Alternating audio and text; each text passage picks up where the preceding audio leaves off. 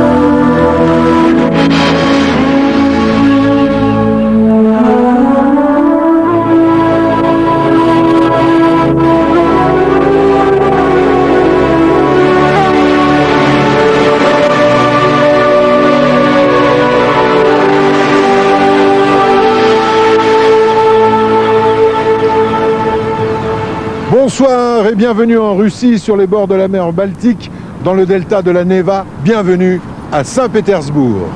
Un grand port tourné vers l'Europe, un port rêvé et conçu par Pierre le Grand, à l'époque tsar de toutes les Russies. Et c'est à la saison des Nuits Blanches que Thalassa vous invite pour un soir à Saint-Pétersbourg.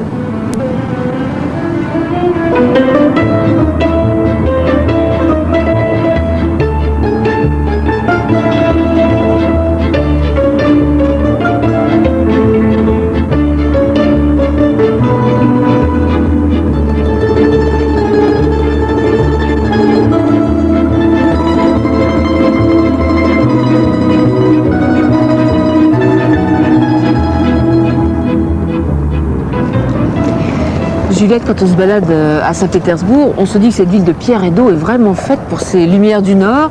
Moi, ça me fait penser un peu à ces grandes capitales septentrionales comme Stockholm ou Helsinki.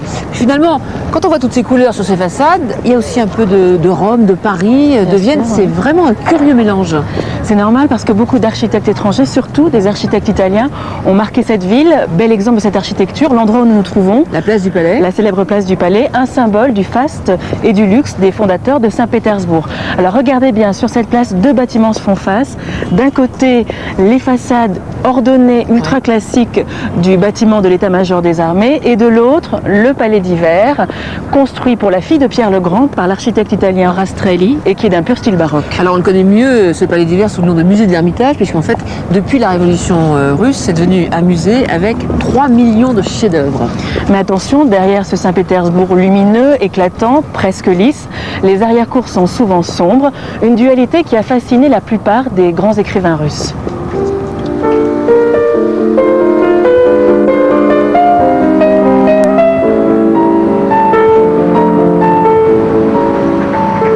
Bien sûr, elle est belle. Bien sûr, elle fait rêver. On l'admire, de très loin parfois.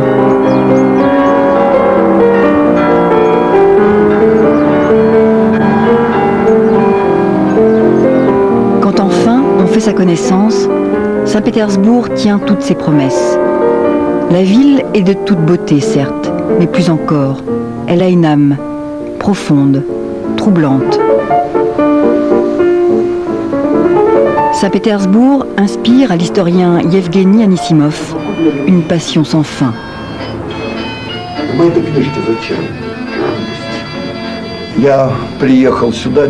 Je suis arrivé à Saint-Pétersbourg tel un d'Artagnan. Souvenez-vous comme il franchissait les portes de Paris en chevauchant son terrible cheval. Tout le monde se moquait de lui.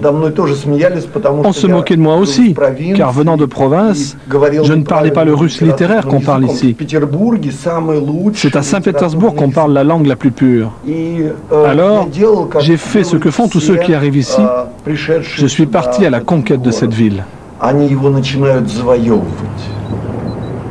Pour un historien, la visite d'une ville commence forcément par ses origines. Il se trouve que Saint-Pétersbourg est une des seules villes au monde à avoir un lieu, un jour de naissance précis et un père fondateur. Premier rendez-vous avec Pierre Ier, statue d'un tsar jeune, visionnaire. Nous sommes sur le quai de Saint-Pierre. C'est un endroit sacré pour notre ville. C'est là que sa vie commence, un jour de printemps en 1703. Pierre Ier est arrivé en barque à cet endroit et il a dit « C'est ici que je veux vivre ».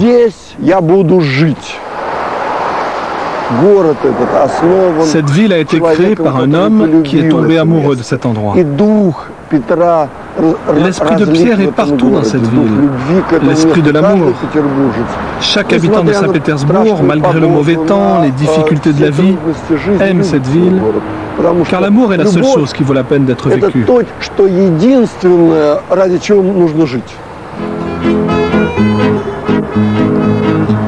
Yevgeny vit à Saint-Pétersbourg depuis plus de 30 ans. Il a écrit une vingtaine d'ouvrages sur sa ville adorée, sa muse. Au fil des siècles, s'est tissée une extraordinaire histoire. Rien n'aurait existé sans la volonté d'un seul homme, le tsar, tellement présent dans sa ville. On le croise à chaque étape de sa vie.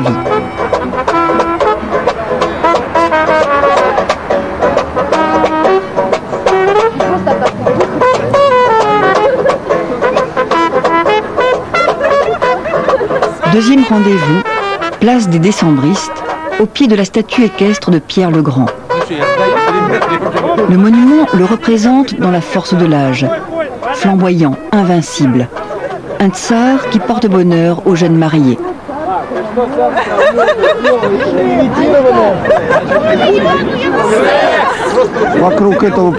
Il y a de nombreux rituels autour de ce monument.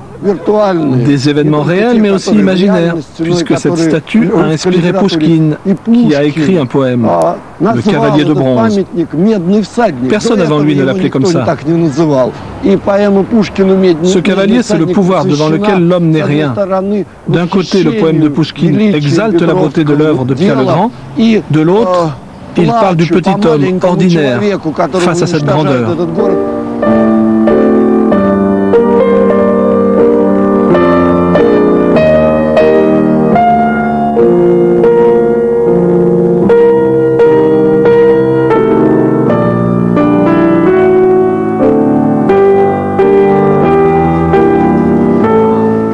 Le poète Pouchkine, enfant de Saint-Pétersbourg, a vécu au début du XIXe siècle. Il est vénéré aujourd'hui encore par le peuple russe. Un sentiment particulièrement vif dans sa ville natale, comme a pu le constater Natalia Bondarchuk, qui réalise en ce moment un film sur la vie de Pouchkine.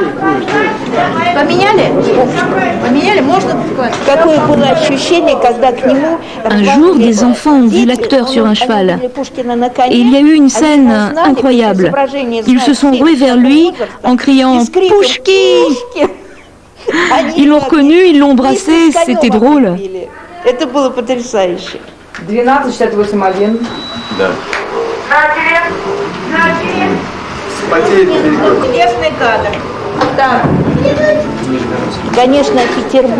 Le Saint-Pétersbourg de Pouchkine, c'est un état d'âme particulier. Ce sont les palais, les beaux restaurants qu'il fréquentait, les maisons de jeu, toutes ces beautés qui nous regardent, tous ces portraits du XIXe siècle.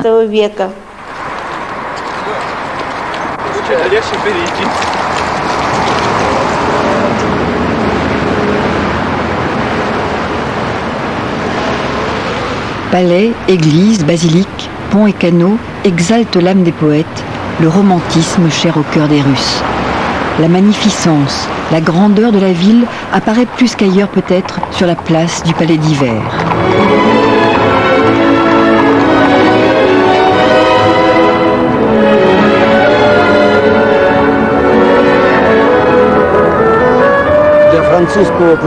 Un Français, le marquis de Custine, a écrit un livre sur la Russie du XIXe siècle. Il décrit la place comme un énorme terrain vague. Il se sentait perdu dans cet espace, car il était habitué à l'architecture douillette de Paris. Alors que pour un homme russe, cette place est le symbole d'un empire, d'un pays immense qui s'étend sur 1/8 de la planète. Cette ville est incroyablement belle. Mais je suis aussi réaliste. Je comprends que c'est dur de vivre ici, de gagner sa vie. La ville possède deux côtés, et je les connais bien tous les deux. Il y a les façades, et puis ce qui se cache derrière les façades.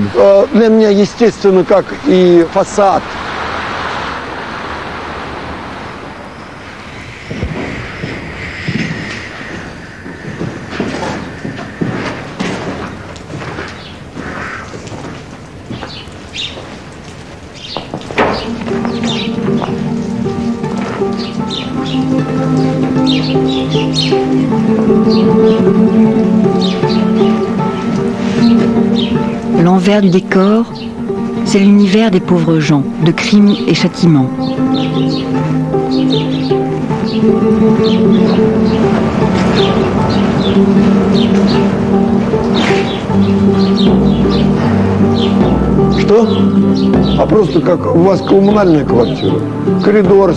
L'univers glauque des bandits et des prostituées, avec toujours quelque part une étincelle d'humanité. L'écrivain Dostoïevski a dépeint la part d'ombre de Saint-Pétersbourg. Les bas-fonds, les cours, les petites gens, la misère sont toujours là.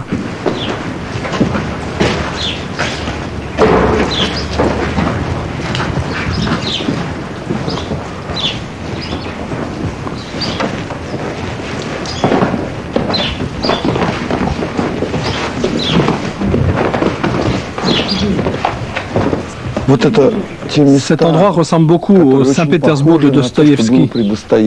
En le lisant, on reconnaît les décors sinistres, les murs écaillés. Rien n'a changé. Dostoïevski a décrit un Saint-Pétersbourg qu'aucun autre écrivain n'a décrit avant lui. C'est le portrait social de cette ville.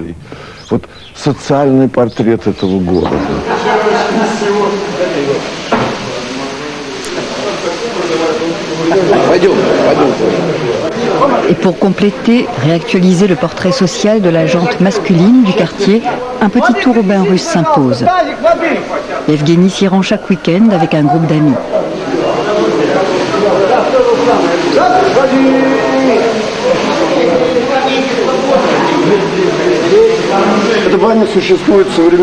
Ces bains existaient déjà à l'époque de Dostoïevski. Et qui sait si Fyodor Mikhailovitch n'y venait pas lui aussi?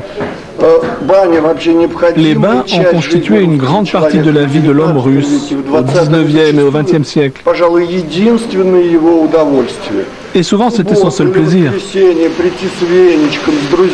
Et aujourd'hui encore, pour oublier le monde extérieur, il n'y a rien de meilleur que de venir ici avec ses copains le dimanche, de boire une bière et de parler franchement.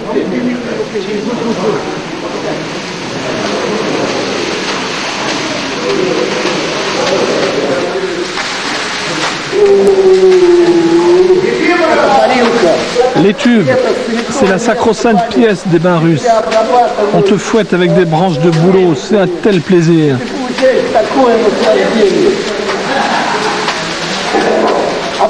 Après, il y a la piscine, l'eau glacée, il n'y a rien de meilleur.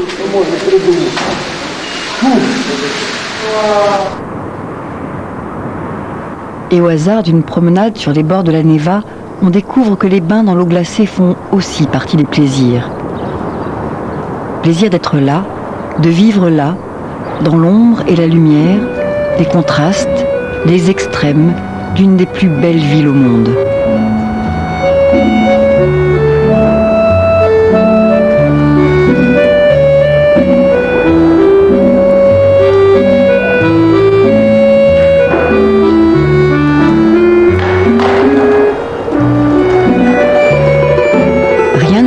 Aujourd'hui, les jeunes Russes de Saint-Pétersbourg, les jeunes Anglais, Allemands, Français. Voilà qui plairait bien à Pierre Ier, dont le but était de faire de sa capitale une ville européenne. Troisième et dernier rendez-vous avec le tsar, avec l'homme cette fois, au crépuscule de sa vie.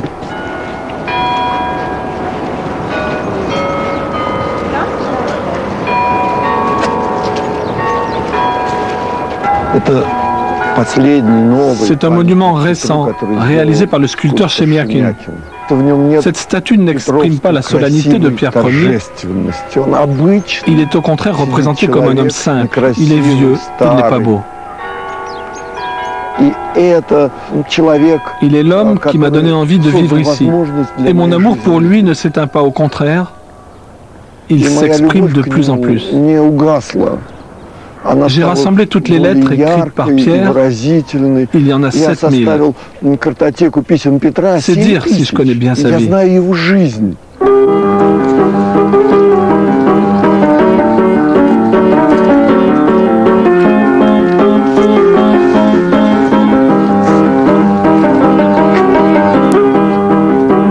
Trois siècles ont passé et Pierre est aujourd'hui l'ancêtre bienveillant qui veille sur sa ville, qui veille sur les siens.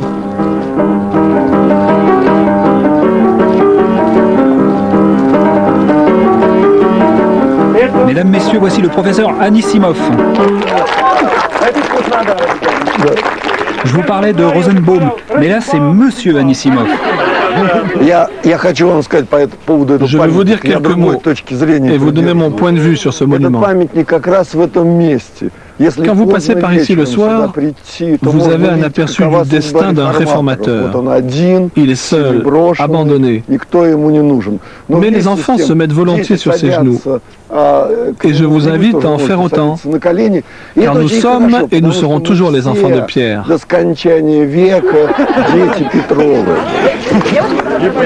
Спасибо, мэтр. Спасибо.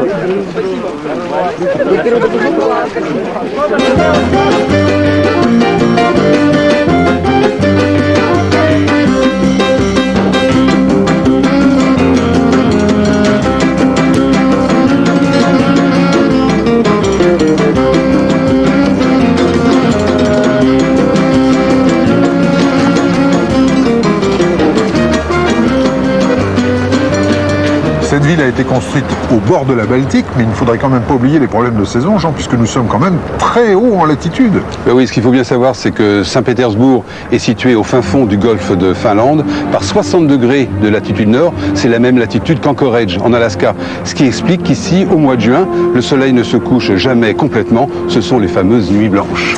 Et ces nuits blanches, Jean, c'est l'été, c'est le moment de se divertir et d'aller au spectacle.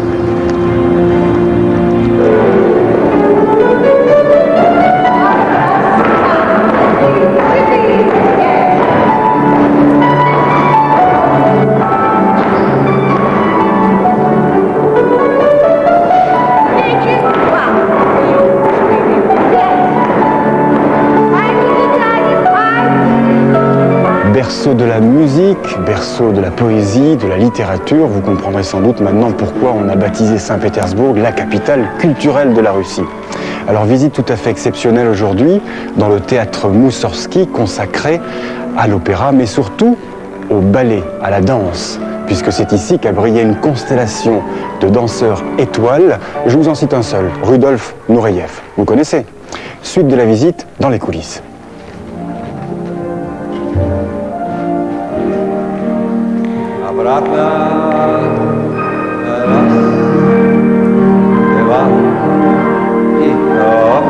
Alors aujourd'hui, c'est Anatoly Sidorov qui a connu aussi une carrière internationale, qui est le maître de ballet. Il y a 127 danseurs dans ce corps de ballet.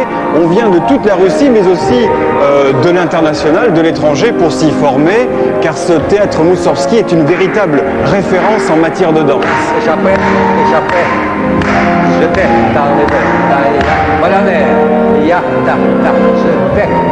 Entrechat, jeté, fouetté, arabesque, autant de termes qui viennent de la langue française parce que c'est justement un Français, Marius Petipa, qui est venu ici à Saint-Pétersbourg au 19e siècle pour initier la danse en Russie. Et c'est justement son spectacle, mis en scène donc par Marius Petipa, Bayadère, que l'on répète en ce moment ici.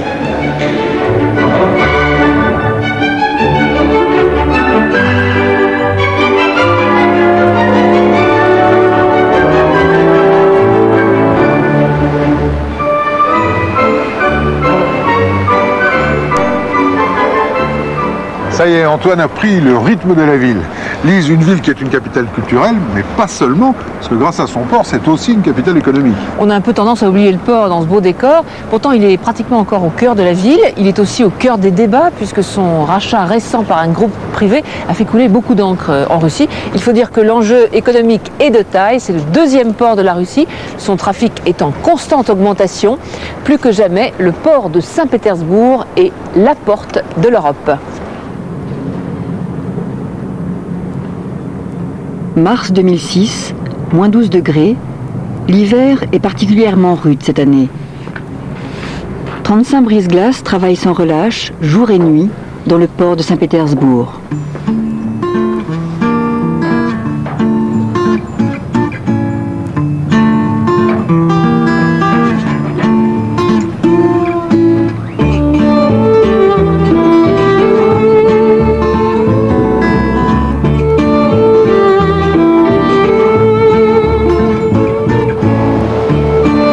Les brise-glaces vont chercher les bateaux au large ou le long des quais, dégagent les canaux, ouvrent la voie, forment les convois qui entrent et qui sortent.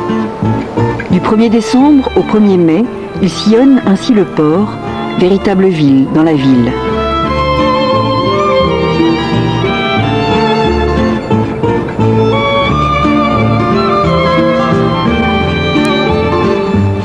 Un canal maritime de 30 km de long relie le delta de la Neva au golfe de Finlande. C'est un couloir en eau profonde qui permet aux géants de la mer d'atteindre le port. L'équipage du brise-glace Ivan Krusenstern a un rôle clé. Il coordonne la circulation dans le port. Tout semble aller au ralenti sur la glace, mais cette navigation pointue exige une précision, une organisation sans faille. Nous devons connaître les particularités de tous les bateaux afin de ne pas commettre d'erreurs. Placer chacun d'entre eux dans le convoi en fonction de sa capacité à résister aux glaces. Si un bateau s'arrête, s'il est pris par les glaces, il faudra beaucoup de temps et d'efforts pour redémarrer.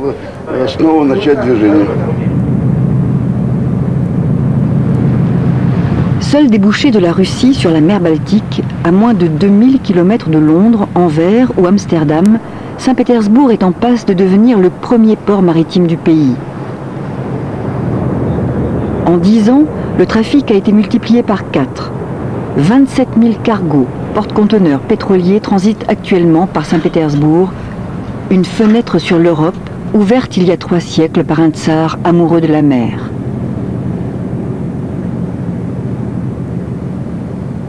Le port, construit sur les rives du fleuve Neva, incarne le rêve de Pierre Ier, qu'on appellera plus tard Pierre le Grand.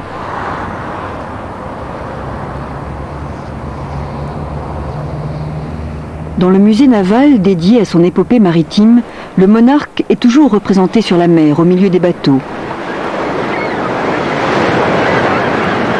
Un film russe, réalisé dans les années 70, avec un acteur plus vrai que nature, évoque cette passion du tsar pour le grand large et l'art de la navigation.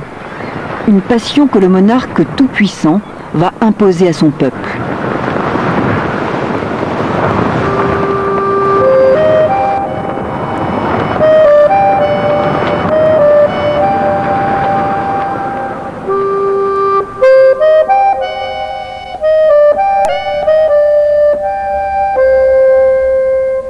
À 16 ans, le jeune tsar part incognito en Hollande, puis en Angleterre, pour se former à tous les métiers de la mer.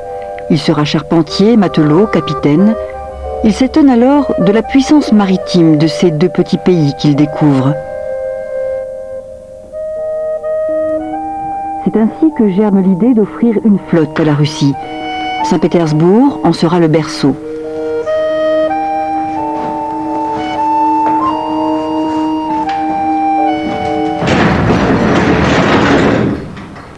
Georgi, le conservateur, veille sur un trésor.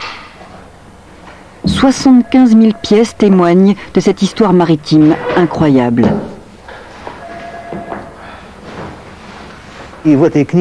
Ici, nous voyons un des premiers plans de Saint-Pétersbourg.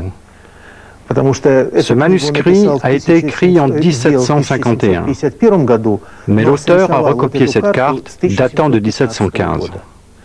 Saint-Pétersbourg a été créé en 1703. C'est ici, sur l'île du Lièvre, qu'a été bâtie la forteresse. Le premier port a été construit à côté de cette forteresse. Vous savez, Pierre bâtissait Saint-Pétersbourg dans le but d'ouvrir une fenêtre sur l'Europe.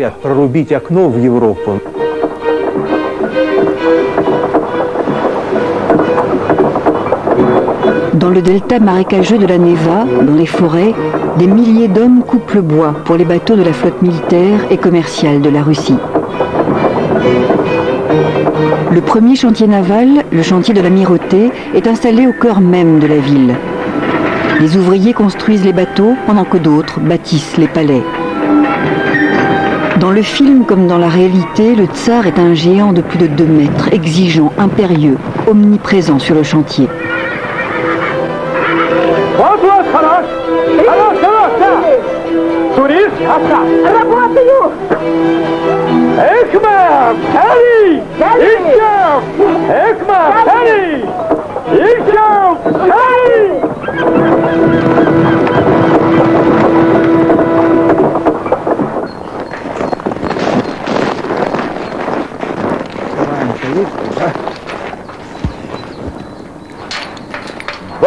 Ici, c'est le berceau de la flotte russe. C'est l'origine. C'était une base militaire à l'époque du tsar, comme à l'époque soviétique. Et même jusqu'en 2004. Oui, 2004 inclus. Ça fait 1 an que les militaires ont quitté ces lieux. Rafik le gardien et Michael l'historien connaissent chaque recoin de ces entrepôts de bois construits à l'époque de Pierre le Grand.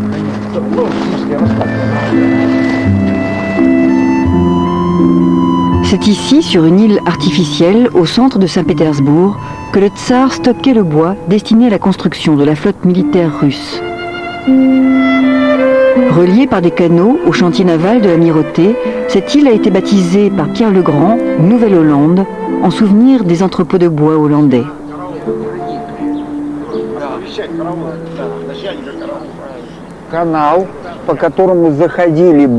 Par ce canal, les péniches passaient à l'intérieur de l'île, où on déchargeait le bois.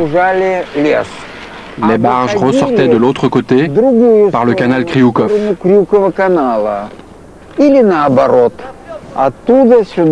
D'ici, c'était facile de retourner sur la Neva, puis dans le golfe de Finlande. Cette arche magnifique symbolise la grandeur de l'Empire. Elle fut construite par un architecte français, Valin de la Motte.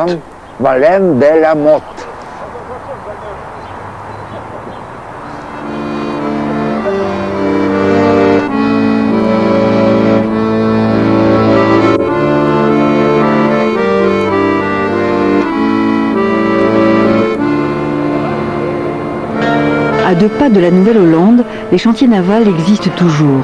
Les Russes ont fait prospérer l'héritage de Pierre le Grand. Pendant toute la période soviétique, ces chantiers étaient les plus puissants du RSS. La ville portait alors le nom de Leningrad. Le temps semble d'ailleurs s'être arrêté à cette époque.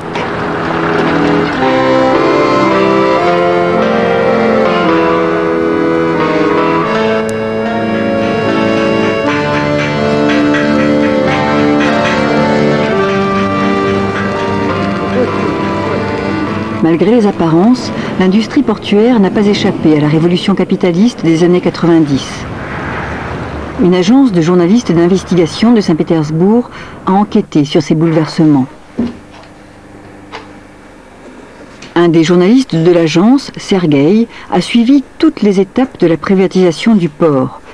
Aujourd'hui, il est sans doute l'un des seuls à pouvoir s'y retrouver. La situation du port est intéressante parce que depuis les années 90, les vrais propriétaires se cachent derrière des actionnaires qui eux-mêmes représentent des sociétés offshore. Elles sont enregistrées à Chypre, dans les îles anglo-normandes ou encore au Liechtenstein. Autre chose, le monde du business, ici, n'a pas l'habitude de communiquer avec les journalistes. Ils ne savent ni pourquoi, ni comment le faire, et quand on s'adresse à eux, ils pensent toujours qu'on veut les piéger.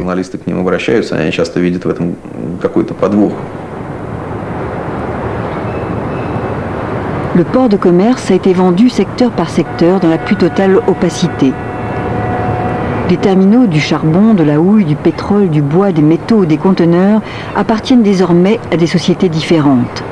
Un milliardaire, une des plus grosses fortunes de Russie, Vladimir Lissine, président du groupe métallurgique Novolipetsk, possède à lui seul un quart du port et la presse y est interdite de séjour.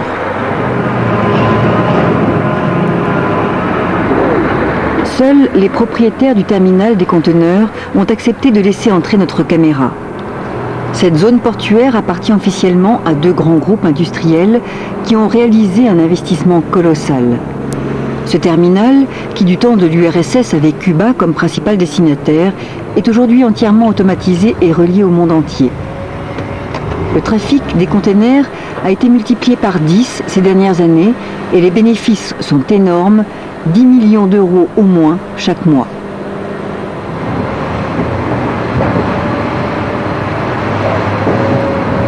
Pour Igor aussi, docker depuis 40 ans, les changements sont positifs.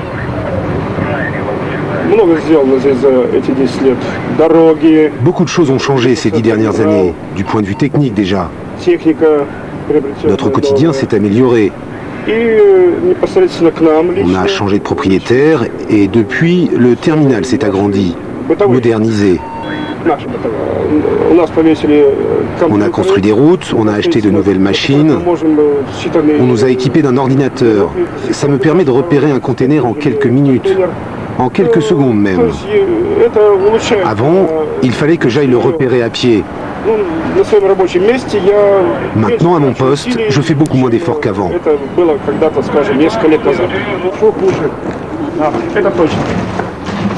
L'an dernier, pour la première fois dans l'histoire du port de Saint-Pétersbourg, les dockers ont fait grève pour faire valoir leurs droits. Igor ne souhaite pas parler aux journalistes de ces choses politiques, comme il dit. Mais il tient à nous montrer à quel point l'ordinaire des gens du port s'est amélioré. Pour lui, la cantine en est un bon exemple.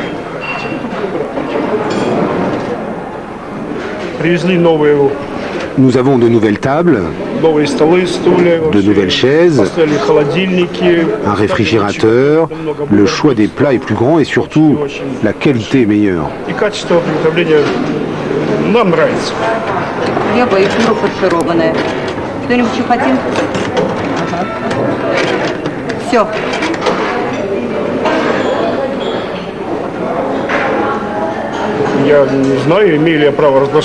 Je ne sais pas si j'ai le droit de vous le dire. Mais je gagne aujourd'hui l'équivalent de 1 500 € par mois.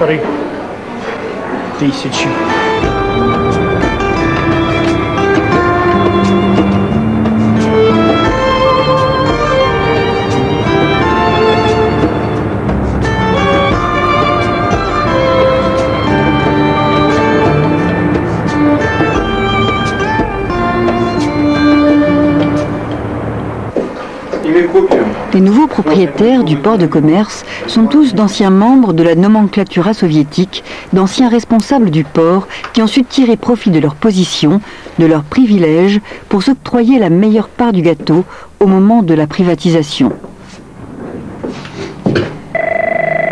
Le propriétaire du terminal des conteneurs est un député de Saint-Pétersbourg. Son frère, Yevgeny Yugelin, est le directeur général de cette prospère affaire de famille. Il n'y a pas de concurrence entre notre compagnie et la société d'action du port, par exemple, qui appartient au groupe Novolipetsk. On a chacun un domaine d'activité différent.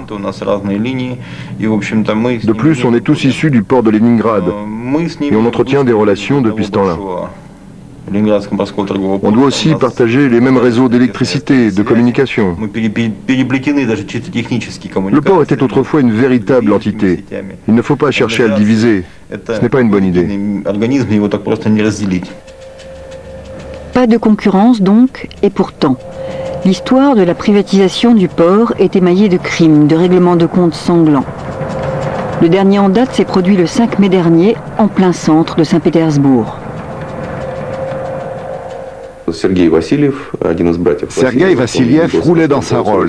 Ses gardes du corps le suivaient dans une Jeep. On a tiré sur eux au fusil mitrailleur. Nous avons des informations qui indiquent que ce meurtre est lié au partage du business dans le port. Apparemment, quelques personnes s'intéressent de très près au terminal des produits pétroliers dont il était le propriétaire. Il est dangereux aussi pour un journaliste russe de mettre son nez partout. Un ami de Sergueï, qui enquêtait sur la mafia dans le port, a été assassiné il y a quelques années. Il n'y a pas eu finalement beaucoup de changements. Il y a 15 ans, le port était un État dans l'État, et c'est toujours comme ça. La privatisation du port est à l'image de la privatisation de toute l'économie du pays. Tout le monde sait que ça s'est fait de manière injuste, bien que dans un cadre légal. Mais ceux qui n'habitent pas en Russie ne peuvent pas comprendre à quel point ici, ce qui est légal n'est pas juste pour autant.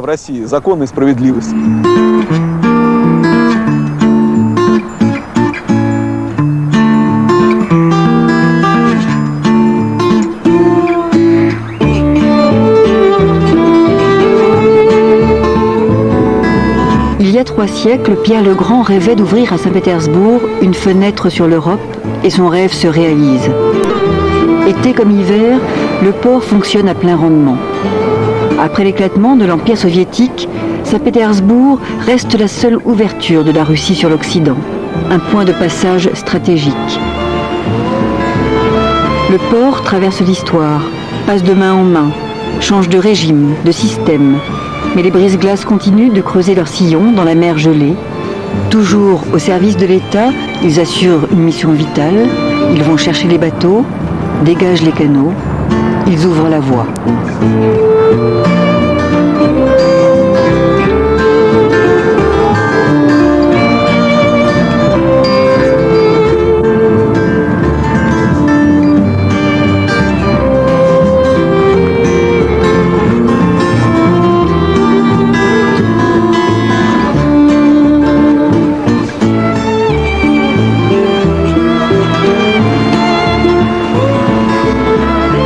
Regardez Georges, on est de retour dans le cœur historique de Saint-Pétersbourg. Alors ici il y a beaucoup de canaux, hein, c'est un petit peu comme à Venise ou à Amsterdam. Alors il faut bien imaginer le décor. L'hiver c'est blanc, c'est gelé, et puis l'été on a de la chance, il y a toutes les jolies façades qui se reflètent dans l'eau. Et puis Jean, alors de l'autre côté il y a un monument étonnant. Ah oui, alors ça c'est absolument magnifique, c'est une église. Le seul problème c'est qu'elle a un nom absolument épouvantable. Elle s'appelle Saint-Sauveur sur le sang versé.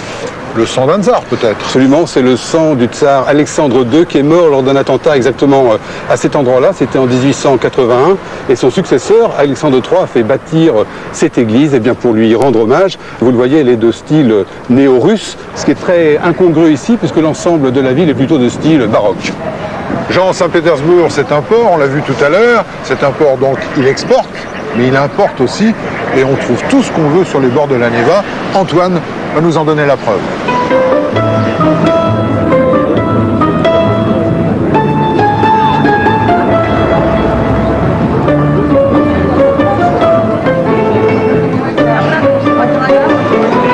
Allez, venez, je vais vous faire partager un moment de plaisir et de délectation dans ce superbe bâtiment, cette épicerie fine construite juste avant la révolution de Russie de 1917.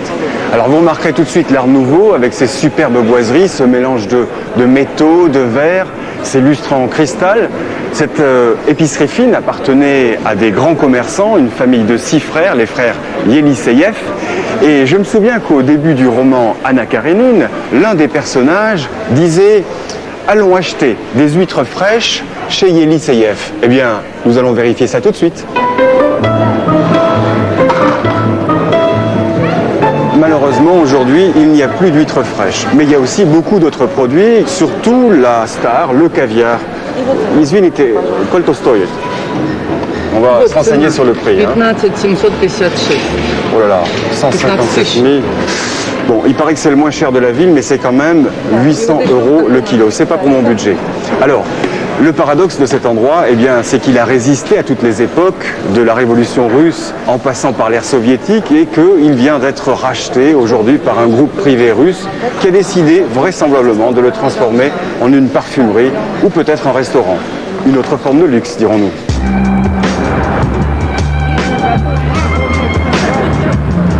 On retrouvera Antoine tout à l'heure. Si j'ai bien compris, il a un programme très chargé et la nuit blanche sera longue. Juliette, Saint-Pétersbourg a changé 4 fois de nom. Petrograd, Leningrad, et en 1991, elle est redevenue Saint-Pétersbourg. Et aujourd'hui, cette ville semble revivre. En ce moment, cette ville a un atout parce que c'est la ville où le président Poutine est né. Alors, pétersbourgeois de naissance et de cœur, il a décidé de pousser la ville sur la scène internationale. Et d'ailleurs, le G8 aura lieu cet été, en juillet, ici. Ici, dans l'un de ces magnifiques palais qui bordent le golfe de Finlande. Alors, derrière ce décor de théâtre, c'est vrai, la ville en ce moment est en train d'emprunter une nouvelle voie. Elle bouge, elle se développe, elle se transforme. Assoupie pendant des années, Saint-Pétersbourg a décidé d'en finir avec les idées reçues, de montrer qu'elle est autre chose qu'une ville-objet, autre chose que cette fameuse perle de la Baltique. Saint-Pétersbourg a parfois des airs de clichés, de vieux films de vacances oubliés au fond d'une malle.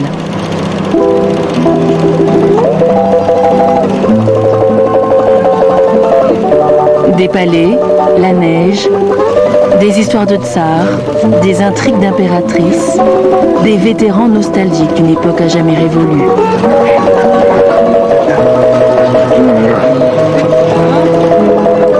Saint-Pétersbourg, un gigantesque musée à ciel ouvert que l'agitation du monde semble avoir oublié.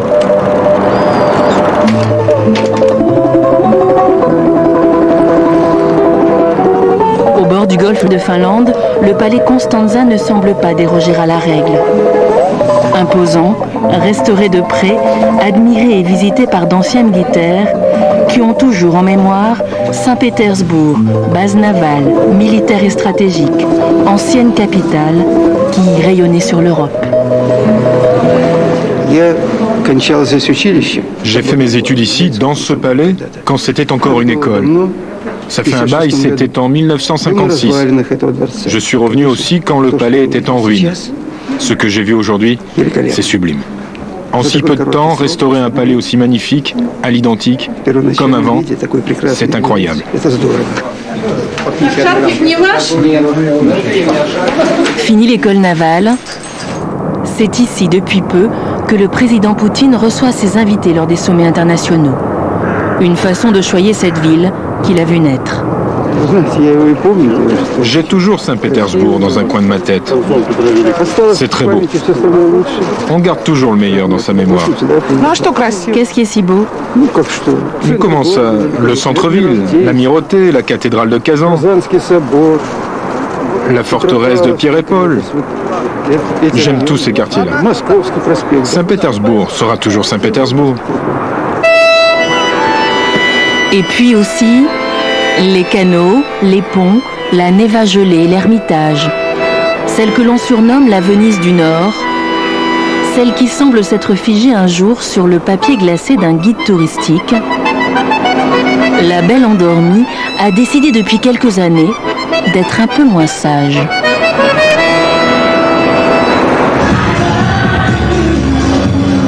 Défilé de mode à l'hôtel Astoria, l'un des plus prestigieux de la ville.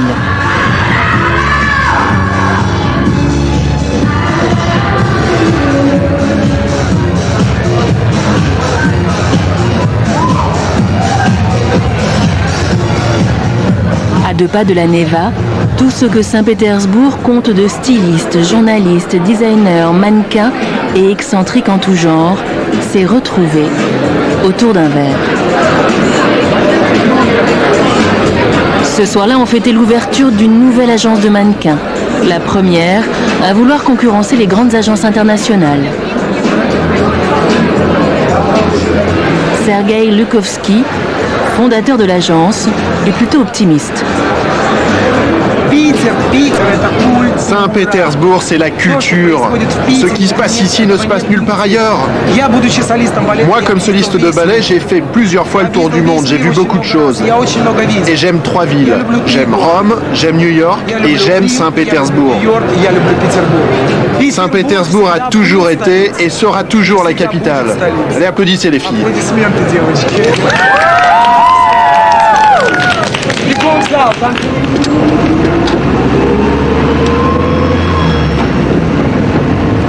Алло? Да, привет, я не отвлекаю тебя. И у меня была такая, может быть, бредовая идея, не знаю. Marina symbolise ce nouveau visage de la ville. Да, давай с ним все это покажем. Journaliste de mode, à la tête d'une chaîne de télévision sur Internet, elle mise beaucoup sur la richesse culturelle de Saint-Pétersbourg, sur son développement actuel et sa force créatrice.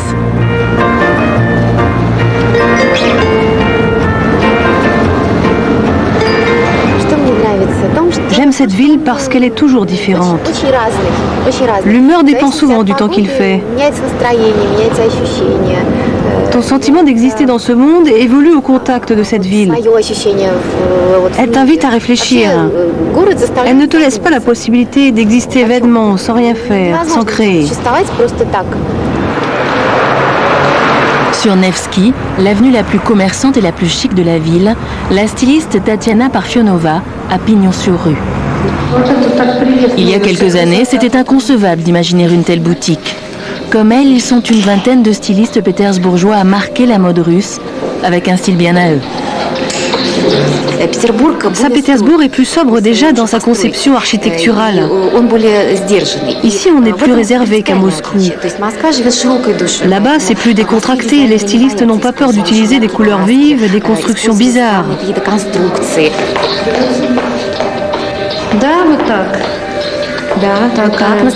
1000 € la robe, 500 € la jupe.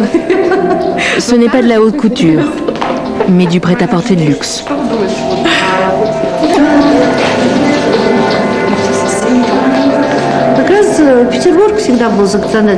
Depuis toujours, c'était Saint-Pétersbourg qui lançait la mode en Russie. C'était la capitale. Les habitants ont changé, tout a changé. Quand j'essaie de voir la ville avec vos yeux, je vois que les voitures sont sales, que les façades ne sont pas nettoyées. C'est vrai, mais si on se rappelle ce qu'était cette ville il y a 10 ou 15 ans, on voit qu'il y a vraiment eu du changement. Il y a une énorme différence.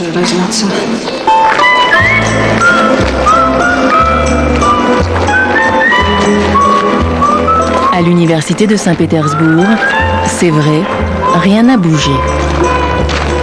D'éminents scientifiques, physiciens, mathématiciens ont arpenté ces couloirs, déambulé dans ces bâtiments austères, à l'ambiance très soviétique. Mais contrairement aux apparences, cette université et ses étudiants sont connus et recherchés dans le monde entier.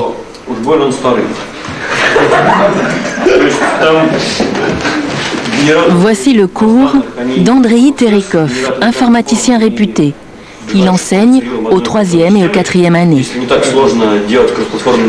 Des cours de programmation informatique pour des jeunes étudiants qui n'ont aucun souci à se faire pour l'avenir. Les entreprises viennent les chercher avant la fin de leurs études.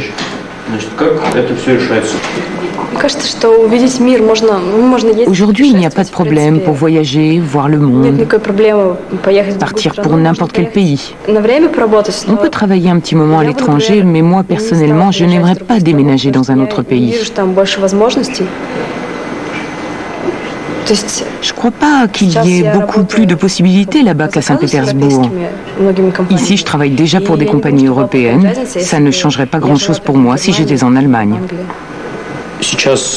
Aujourd'hui, en Russie, la majeure partie du travail que l'on peut trouver dans la haute technologie, c'est pour le compte des sociétés étrangères. Et il y a une dizaine d'années, ils se sont rendus compte que c'était intéressant pour eux. Et ça se développe de plus en plus. Sous ses airs débonnaires, la cinquantaine bien trempée, Andrei Terikov a aussi de l'avenir. Il est professeur et directeur général d'une des sociétés informatiques les plus importantes de la ville. Ici, toutes les portes s'ouvrent avec un pass, pour des raisons de sécurité. La société est installée au cœur même de l'université et s'adapte à ses nombreux clients. Ici, comme on travaille pour des clients américains, tous les locaux sont installés à l'américaine, avec des cloisons à mi-hauteur. Des clients américains, mais aussi européens, et c'est chacun sa salle. Ça, c'est la salle danoise, et les jeunes gens qui travaillent ici le font pour un client danois. Allez, suivez-moi. Ici, tous les employés sont russes et développent pour le compte de sociétés étrangères des programmes à la commande. Premier salaire, 1000 à 1500 $ par mois.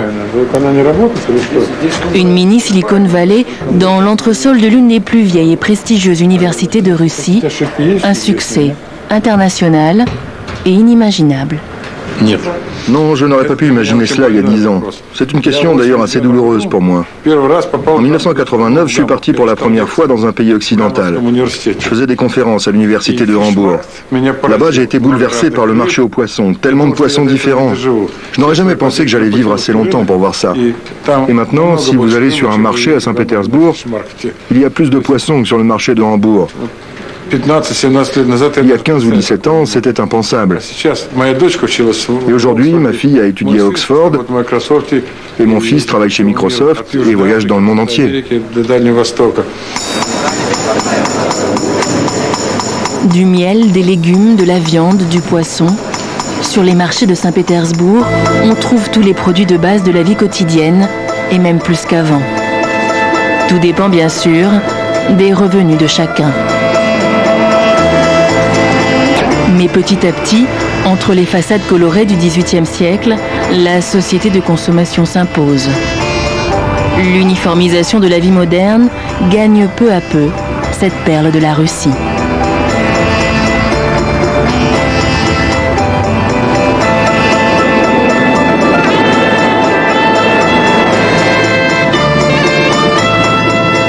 Andriy fait le tour du monde et n'a plus besoin d'attendre un voyage aux États-Unis pour se racheter des baskets. Alexandra préfère le rock anglais et n'a pas de mal pour en trouver. Marina donne des cours sur la mode européenne. La ville renoue ainsi avec une vieille tradition, l'ouverture sur l'Europe et sur le monde. Il y a toujours eu beaucoup d'étrangers à Saint-Pétersbourg, parce que le tsar, Pierre le Grand, se référait sans cesse à eux, parce que pour lui, seuls les étrangers savaient comment construire, comment cuisiner, comment boire du champagne. Donc tout le système de la vie quotidienne a été calqué sur celui des étrangers.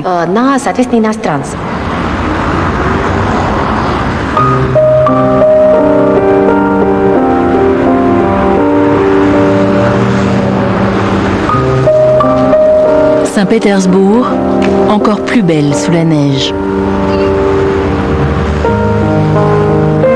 Mais bien sûr, dans cette ville, il y a toujours des retraités sans ressources, des familles qui ont du mal à chaque fin de mois et des appartements communautaires, misérables, où le temps semble s'être arrêté il y a 25 ans. Alexandre travaille pour une salle de concert, mais pour arrondir ses fins de mois, comme beaucoup, il a une deuxième activité, agent immobilier. Avec une spécialité, les appartements communautaires. Belle surface, belle hauteur sous plafond, beau potentiel, mais occupé.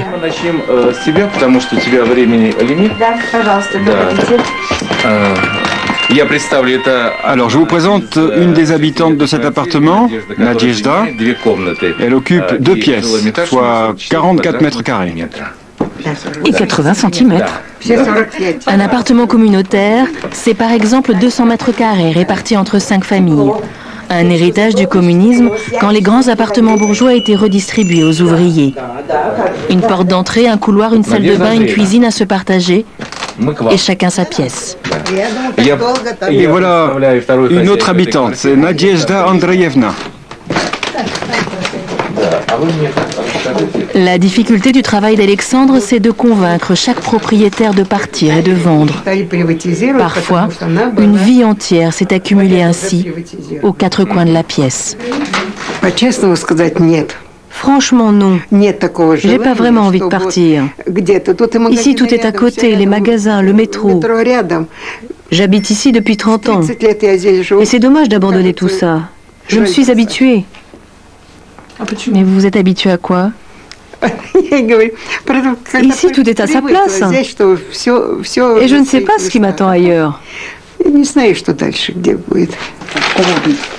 En face de chez Nadejda, il y a Volodia, sa femme et leur fille Vera.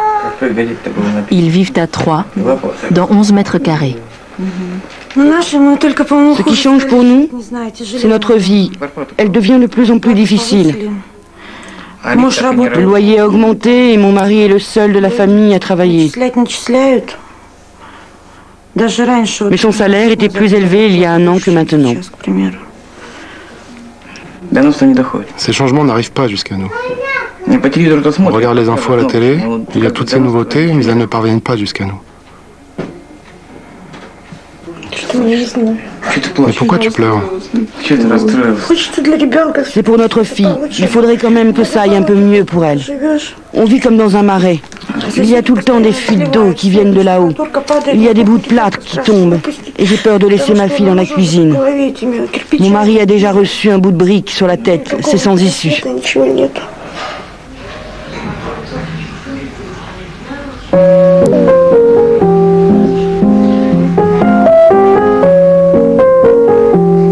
À Saint-Pétersbourg, il reste plusieurs milliers d'appartements communautaires à vendre, parfois à la limite de l'insalubrité.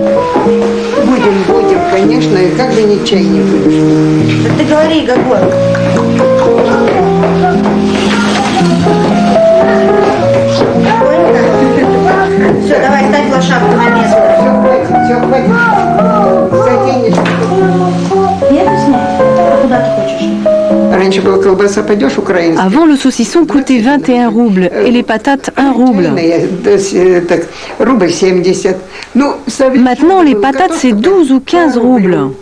Rien ne va plus, plus rien. Je ne veux plus en parler. Je ne veux plus en parler, je vous dis.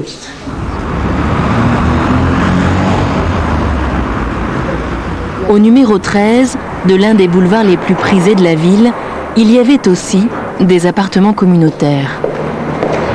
Ils sont rénovés maintenant. Le marché de l'immobilier a explosé en 1995 et changé la donne. Alexandre travaille avec Anastasia. Ancienne cuisinière, devenue marchand de biens, elle rachète des appartements communautaires environ 3 000 $ le mètre carré. Transformés en loft, elle les revend le double. Les clients ne manquent pas. Le plus dur, c'est le travail d'Alexandre, convaincre les propriétaires de vendre. Eh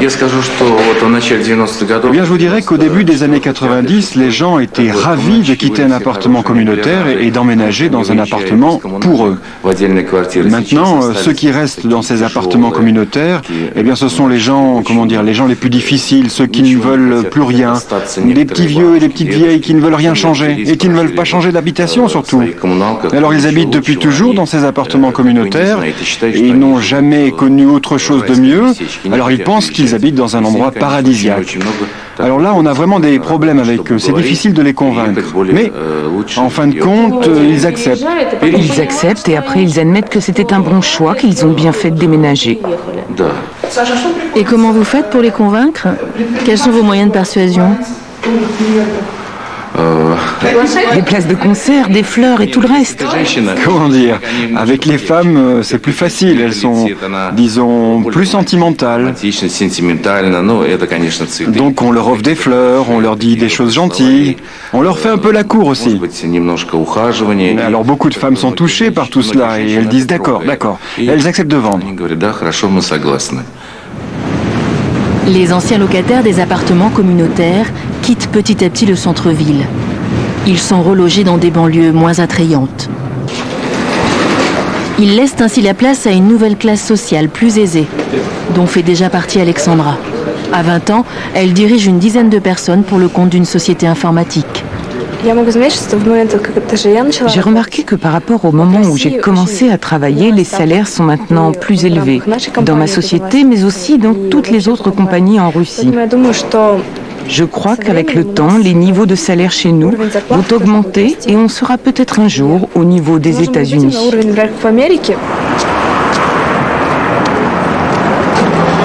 Alexandra n'a pas connu l'époque soviétique. L'ennemi d'hier, les États-Unis, est aujourd'hui devenu l'un des premiers partenaires de la ville. Un modèle économique. L'administration et la mairie, c'est vrai, mettent le paquet. Lutte contre la corruption, exonération de taxes, aide à la création d'entreprises. Saint-Pétersbourg prend de l'ampleur.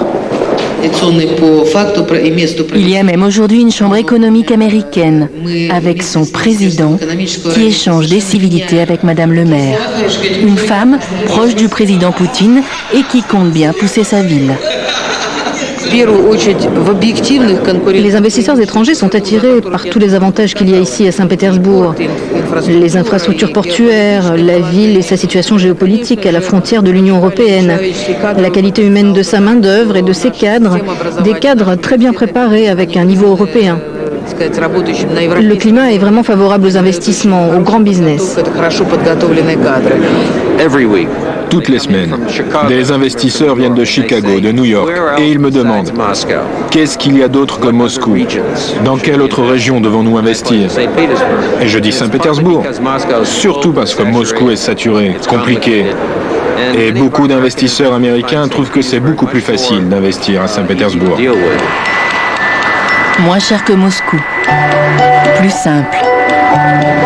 À Saint-Pétersbourg, les investissements étrangers ont plus que doublé en 2 ans. Chaque mois, un nouveau designer, une nouvelle boîte branchée, un nouveau lieu à la mode viennent bousculer le cliché.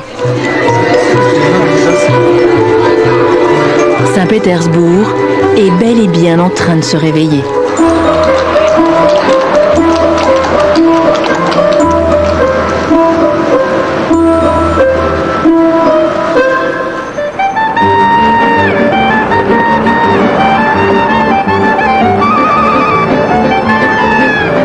Juliette, il y a combien d'habitants à Saint-Pétersbourg? Alors Saint-Pétersbourg, c'est une ville de 5 millions d'habitants. Et parmi ces 5 millions d'habitants, il y a beaucoup de jeunes, beaucoup d'étudiants parce que Saint-Pétersbourg, c'est une ville universitaire. Alors la preuve du dynamisme de cette ville, c'est qu'après leurs études, ces jeunes restent parce qu'ils trouvent facilement du travail et qu'ils ont de belles perspectives. Alors une jeunesse dynamique, un port qui repart, une économie qui bouge. Jean, ici, tout change très vite.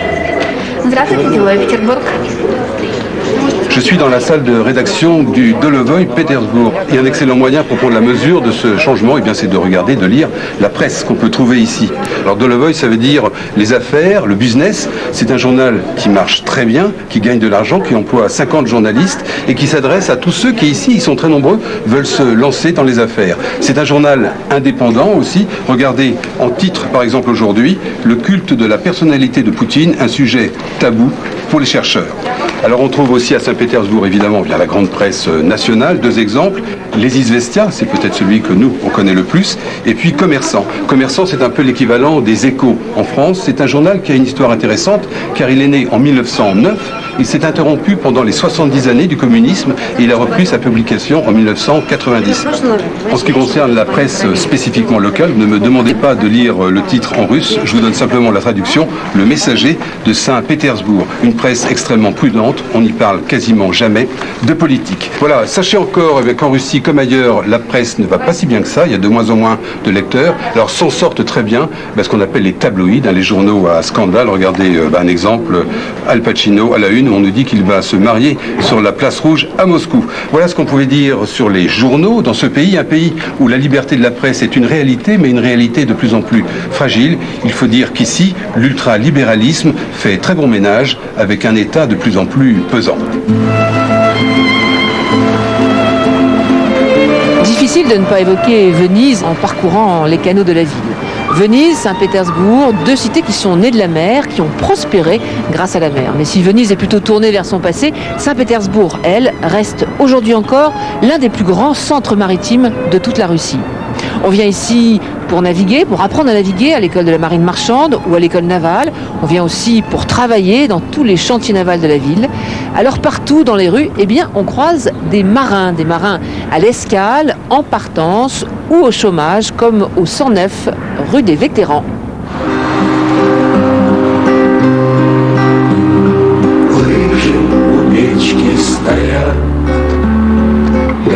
Il était une fois un immeuble de marins, le 109 rue des Vétérans. Des maris en mer, souvent, des femmes qui patientent, toujours.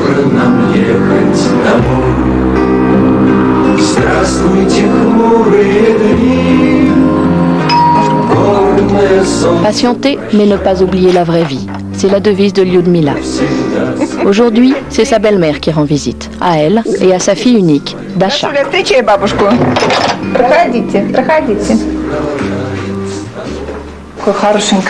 On parlera bien sûr d'Andrei, le mari de Lyudmila. On en parlera avec pudeur, mais fierté. Il commande un important navire de commerce sur une mer lointaine. Entre les trois femmes, c'est la connivence de celles qui savent, qui connaissent l'absence, la résignation, la force qu'il faut avoir. Regarde là, c'est ton grand-père paternel, un marin. Là, c'est ton arrière-grand-père, un marin lui aussi. Et là, c'est mon père, un officier de la marine aussi. Tu vois, moi aussi, je suis une fille de marin. Mais toi, ma petite Dasha, surtout ne te marie pas avec un marin.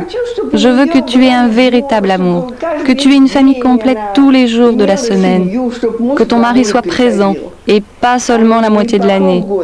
6 mois par an, tu te rends compte? C'est la moitié de la vie.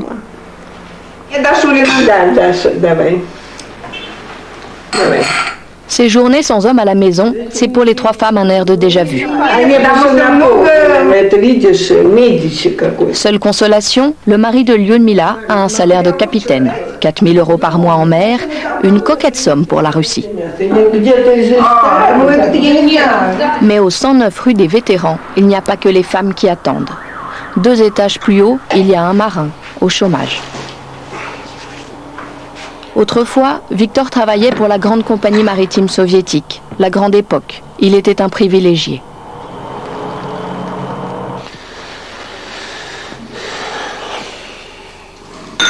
« 25 ans de découverte du monde. Et aujourd'hui, Victor attend depuis 8 mois.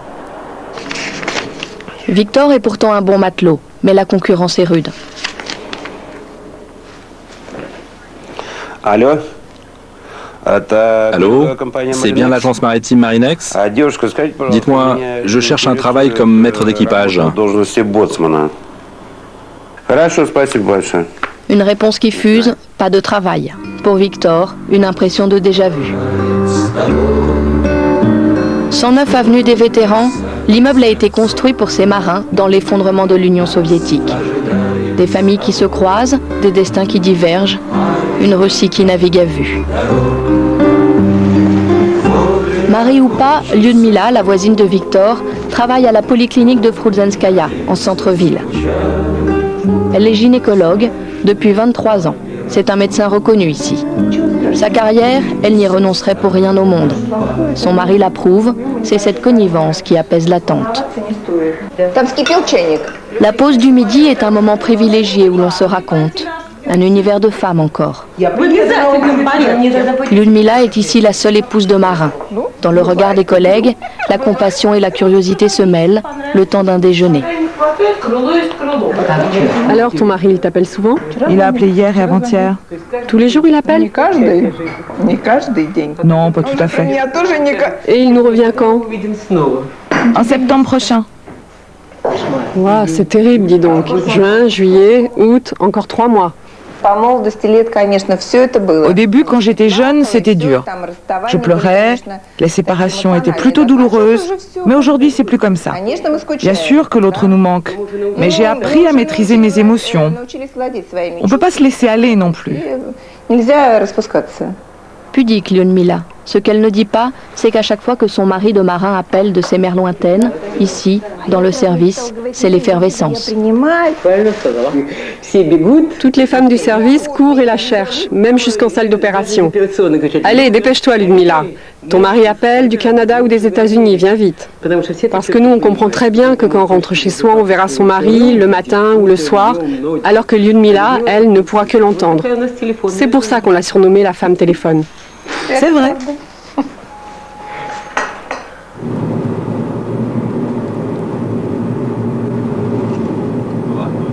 Victor, lui, aimerait bien partir loin, et vite. Pour l'instant, son horizon ne dépasse pas le quartier du port.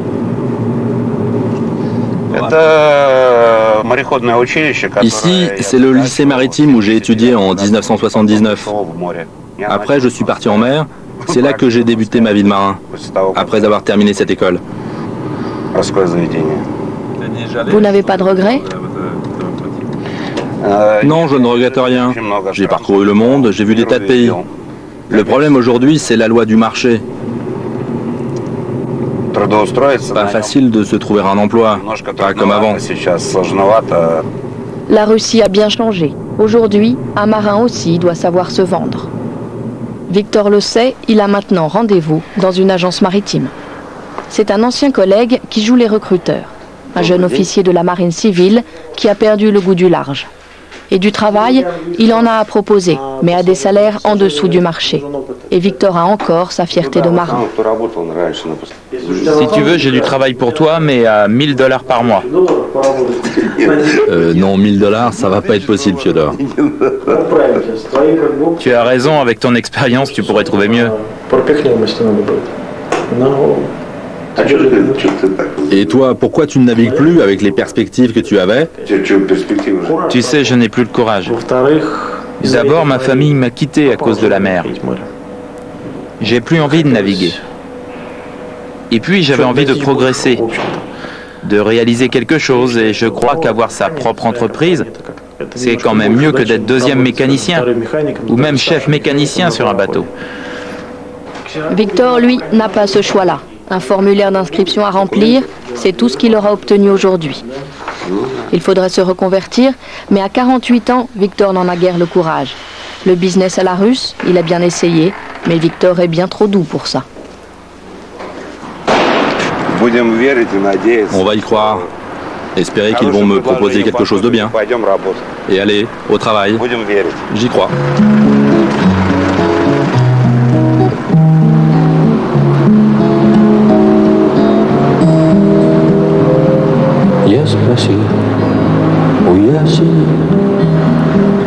Dans le port de Saint-Pétersbourg aujourd'hui, rares sont les navires qui battent encore pavillon russe. La flotte nationale a disparu dans le naufrage de l'URSS, bradé les centaines de bateaux qui faisaient la fierté des marins de la ville.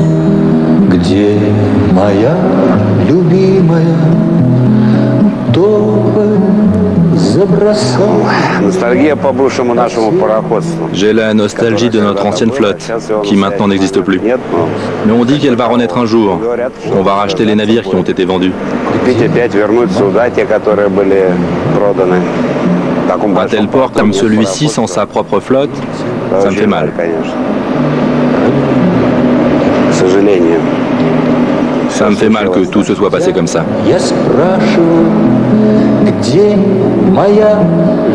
Aujourd'hui, Victor rêve. Il rêve de la marine d'antan, du temps où il avait un travail prestigieux et stable, du temps où Saint-Pétersbourg s'appelait encore Leningrad.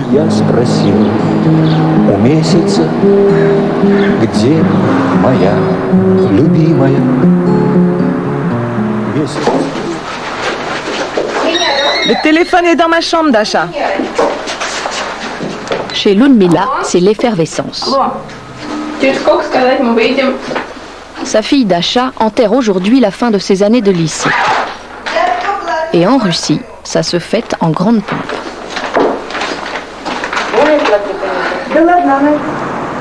Autrefois, Victor rapportait des bijoux, des tapis de ses escales lointaines. À chaque fois qu'il retrouvait sa femme, c'était comme un nouveau mariage. Alors, ça s'est passé comment ton rendez-vous à l'agence? Pas terrible. Rien de positif. Ils n'ont rien à me proposer. Mais il ne faut pas perdre le moral, hein, mon chéri. Je vais pas le perdre, mais c'est pas ça qui va nous amener de l'argent en fin de mois. Tout l'espoir repose sur toi.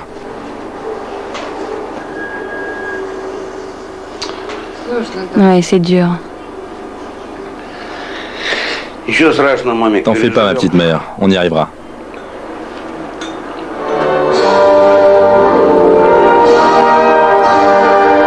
Pour Lyudmila et sa fille, c'est l'instant solennel. C'est dans un palais loué en centre-ville, sur fond d'hymne russe, que sont remis les diplômes. L'hymne national pour un lycée privé où l'on n'entre que sur examen.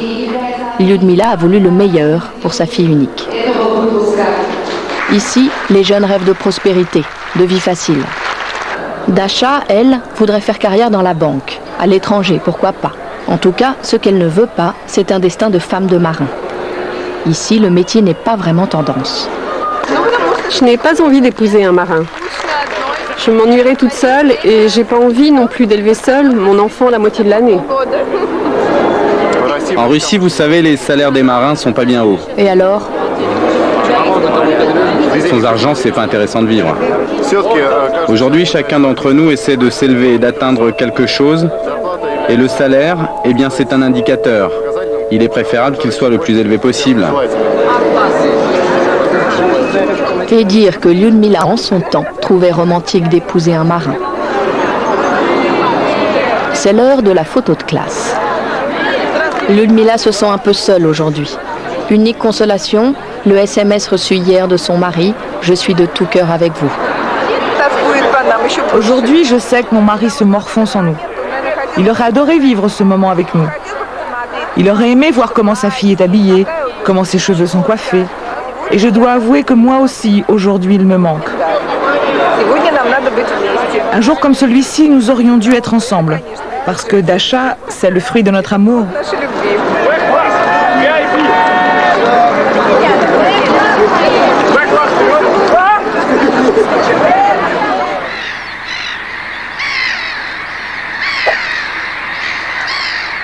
Il est 4 heures du matin, une heure bénie pour les pêcheurs. À chaque fois qu'il le peut, Victor vient ici, à 50 km de Saint-Pétersbourg. À ses côtés, Genia prend sa première leçon de pêche. C'est le fils de son voisin, son meilleur ami, un marin lui aussi, mais en mission, en mer. Alors tu tiens la canne comme ça, et s'il y a une touche, tu la relèves et tu moulines. Genia est un enfant de la Nouvelle-Russie. Devenir marin, si ça rapporte. Si l'on prend en compte la baisse actuelle du dollar, c'est pas un métier prestigieux. S'il augmentait à nouveau, alors peut-être. Le savoir se transmet, la passion, c'est plus délicat. Tonton Victor, vous avez visité quel port? Quel port? Oui, quelle ville? Oh ben, je suis allé partout. En Amérique du Sud, en Australie, à Sydney, à Melbourne, en Amérique du Nord aussi. C'est beau là-bas? C'est beau bien sûr. Mais tu sais, on n'avait pas beaucoup de temps pour visiter. Genia s'ennuie déjà. Son truc à lui, c'est les jeux vidéo.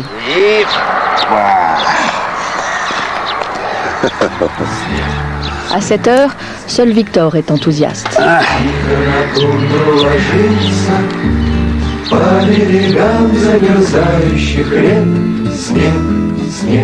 Loin du 109 rue des Vétérans, Victor oublie ses soucis. Il attend, il patiente. Un jour, c'est sûr, il attrapera un gros poisson.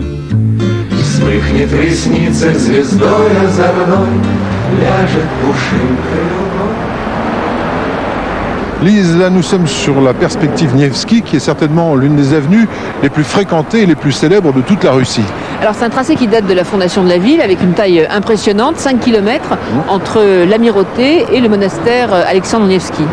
qui a été rendu célèbre par le grand réalisateur Eisenstein. Oui, mais c'était d'abord le vainqueur des Suédois sur la Neva, bon c'était il y a longtemps, 1240. Alors, c'est quand même étonnant avec cette avenue, c'est que les écrivains russes du 19e, par exemple, la décrivaient déjà comme étant l'endroit le plus animé, le plus à la mode, le plus joyeux de la ville, et c'est resté. On ne va pas quitter cette ambiance, Lise, puisqu'on va rejoindre Antoine, qui lui est parti à la recherche de tout ce qui séduit, tout ce qui enflamme cette nouvelle Saint-Pétersbourg.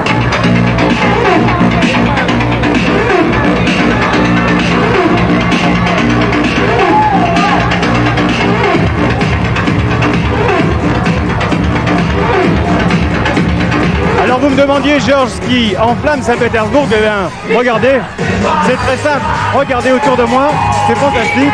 Et vous savez, je ne suis pas le seul à avoir succombé à la beauté féminine. Avant moi, au 19e siècle, celui que les Russes surnommaient le tsar de la poésie a écrit les plus beaux poèmes d'amour ici, à Saint-Pétersbourg.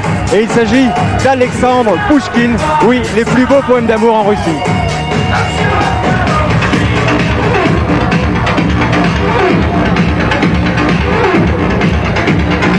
Alors qu'est-ce que Pouchkine a à voir avec la musique techno? Ben, pas grand chose ma foi, mais je voulais juste vous signaler ce soir l'inauguration de cet endroit, de cette discothèque qui était d'autrefois les écuries du Tsar. Tout ça pour vous dire eh bien, qu'à Saint-Pétersbourg ça bouge beaucoup, on rénove énormément de vieux bâtiments et ma foi, après de longues années d'ère soviétique, eh bien, la vie reprend son cours doucement et même avec beaucoup de vivacité.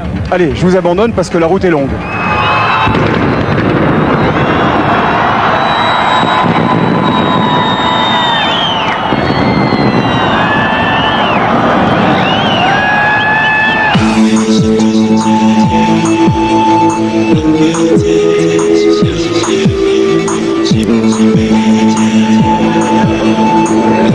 Alors les nuits blanches à Saint-Pétersbourg, eh bien c'est une succession de petits endroits anodins comme ça, c'est vrai, il faut connaître, mais on peut se faire inviter pour tomber tout d'un coup sur un défilé de mode, mais qui est aussi un endroit où on peut exposer des peintures.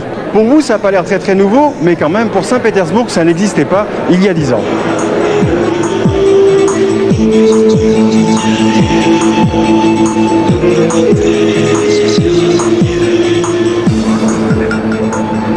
Jean, on sent bien que cette ville a vécu un long hiver, parce que dès qu'il y a un rayon de soleil, dès que les beaux jours arrivent, tout le monde est dehors, dans les parcs, les jardins publics. Oui, Georges, et du monde, il va y en avoir de plus en plus, car voici venu le temps des nuits blanches. Nuits blanches, voilà, pendant plus d'un mois, eh bien, le cœur de la ville va battre un peu plus vite, tout sera magique. Mais pas pour tout le monde, car selon que l'on est riche ou pauvre à Saint-Pétersbourg, les nuits blanches n'ont pas tout à fait la même saveur. C'est ce qu'on va voir maintenant avec Maria, elle est riche, elle est cultivée, avec Yuri, c'est un agent de police, et avec Sergueï, c'est le gardien d'un pont levant sur la Neva.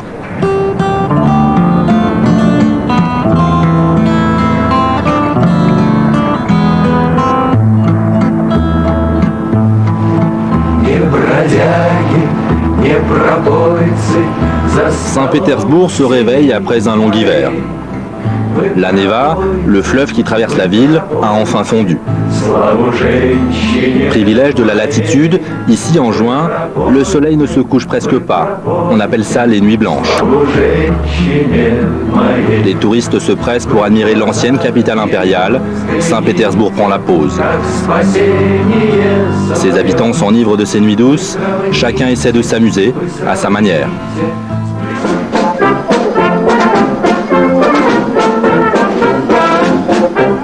À la gare de Saint-Pétersbourg, la bonne société se prépare pour une nuit d'or et de paillettes.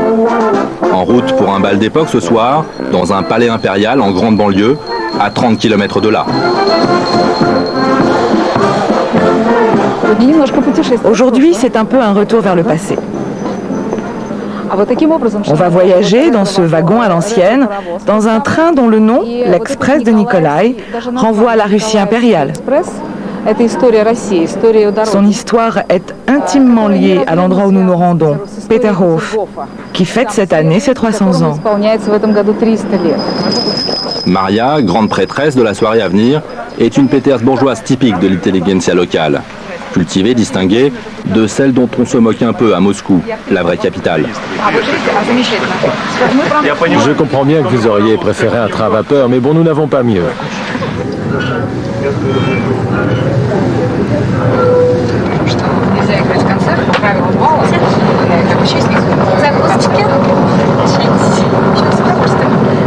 Ce petit four, c'est à base de quoi? Je ne sais pas. Comment vous nous proposez, vous ne savez pas? Ça doit être bon, c'est tout ce que je sais. Ça a l'air délicieux, ça ressemble à des petits fours français. Mais avec du poisson russe. Bien sûr, cela va de soi. C'est un train de style rétro. C'est très à la mode aujourd'hui. Et je dois dire qu'il n'est pas à la portée de toutes les bourses. Il fait la liaison Moscou-Saint-Pétersbourg. C'est la première ligne ferroviaire russe, elle date de 1837. C'est un train de tsar, la ligne du tsar. La Russie impériale est très à la mode aujourd'hui. Et Maria n'a eu aucun mal à faire jouer ses contacts pour trier ses invités. Cette musicienne classique chevronnée est aussi connue à Saint-Pétersbourg pour son carnet d'adresses. Ce voyage vers le passé dure 30 minutes. La gare de Peterhof approche. Avec elle viennent les premières inquiétudes du maître de cérémonie.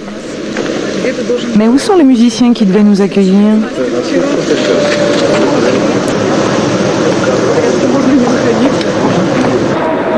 À Peterhof, les touristes étonnés doivent céder la place. Ils en sont quittes à admirer, de loin. La journée, Peterhof est un musée, le soir une salle de banquet pour qui peut payer. C'est la Russie d'aujourd'hui, deux Russies en une, l'une rêve, l'autre pas.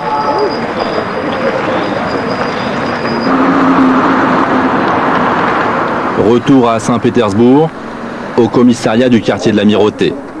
Il est 20h. Pendant les nuits blanches, le centre-ville est en fête. Le sergent Yuri et ses équipiers patrouillent jusqu'à l'aube, à condition que les voitures démarrent. Il est où notre véhicule? La voiture est complètement à sec. Et alors, tu cherches de l'essence? Oui, il va falloir que je siphonne notre voiture là-bas. Une économie de la débrouille, un système D à la russe, dans une ville longtemps considérée comme la capitale du crime. Bon, là, il va trouver un peu d'essence, parce qu'on n'a même pas assez pour aller jusqu'à la station-service. Quelques litres d'essence plus tard, et un mauvais goût dans la bouche, la troupe se met en route.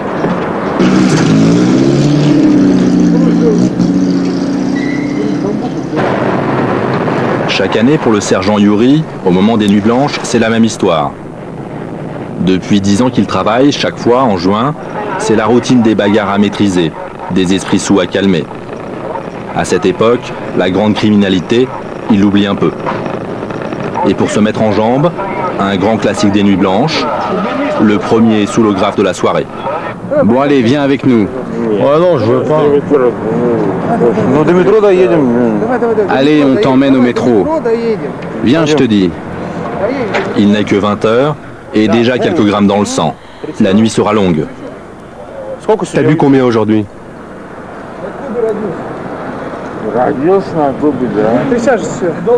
Bon allez, rentre dans la voiture.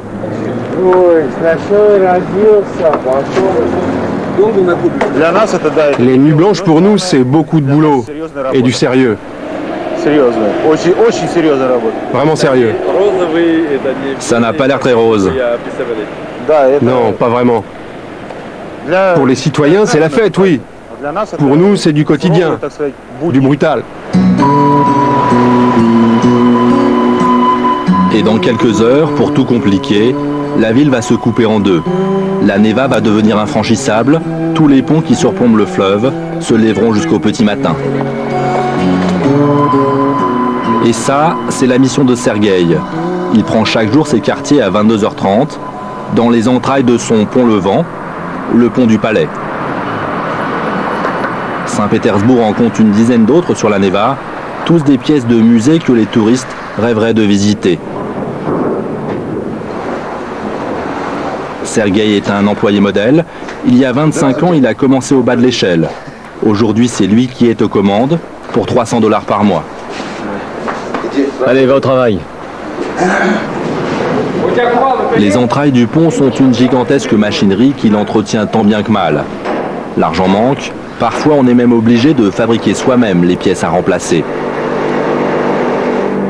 Faut mettre de l'huile, hein. Ici et dans l'autre section, là. Il y a aussi des coussinets à vérifier là-bas. Oui, là-bas, aussi. Mais bon, ils sont pas très faciles d'accès. Hein. Et tu fais attention, tu n'en mets pas trop non plus. Ce mécanisme date du début du XXe siècle, de 1916. C'est pour ça qu'il faut le surveiller en permanence.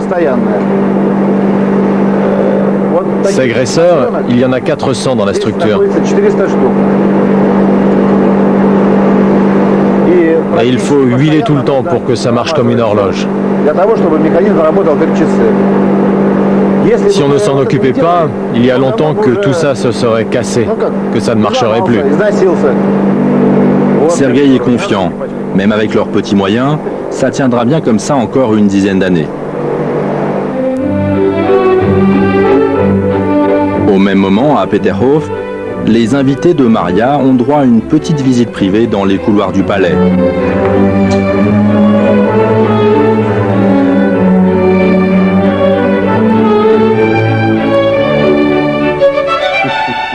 On chuchote, on se pâme.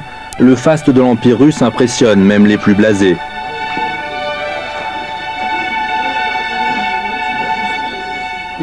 Il vivait modestement et démocratiquement, notre tsar.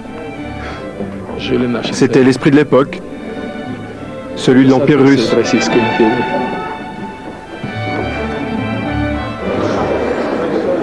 De la Russie impériale à celle de Poutine, l'histoire règle ses comptes. Et dans la salle du trône, à l'instant du dîner, ceux qui louent aujourd'hui le passé tsariste le méprisaient autrefois à l'époque soviétique. Mais peu importe, Saint-Pétersbourg a retrouvé son nom il y a 15 ans, elle rêve maintenant de retrouver son rang. Notre ville l'embellit de jour en jour. Notre ville retrouve son statut de capitale, sa place de grande ville européenne.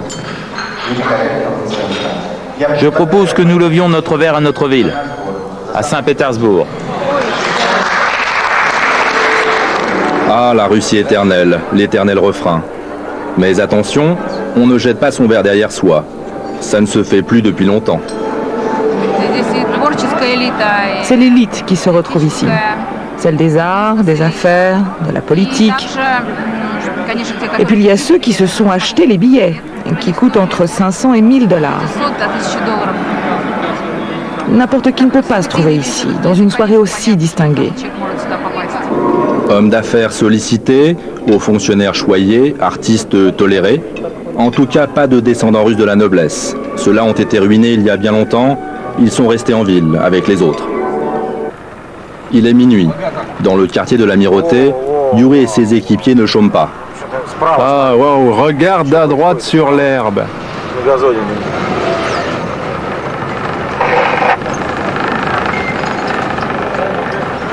I love you, Petrovitch.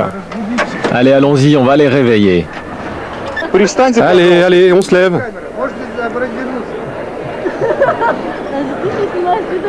Vos papiers, jeune homme. Ok. Bon, ça va pour cette fois, mais vous ne recommencez pas. C'est compris?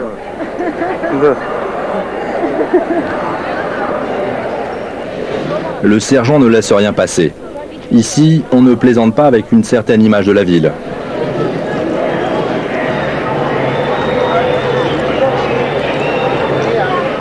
Qu'est-ce qui s'est passé ici? Bonjour, camarade major. Ah, il a beaucoup bu. Ouais, maintenant? Ouais, bah quoi, on cuve? Il est vivant au moins? Ouais, j'espère. Hein. Bah, il parle, c'est qu'il est vivant.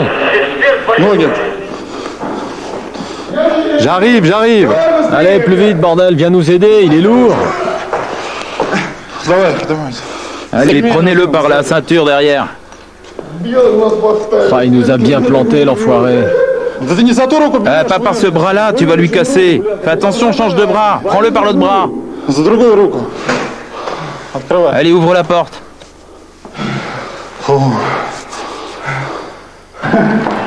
Allez, par les deux bras maintenant. Attention. Ah mince, c'est son nez qui a pris. Bon, si ça va vraiment pas, vous appelez le SAMU, hein. Allez, merci la police. C'est des étudiants. Ils ont reçu leur diplôme et puis ils ont fêté ça. C'est la fin des études. Ils ont vu plus que de raison, quoi. C'est ça l'ennemi blanche?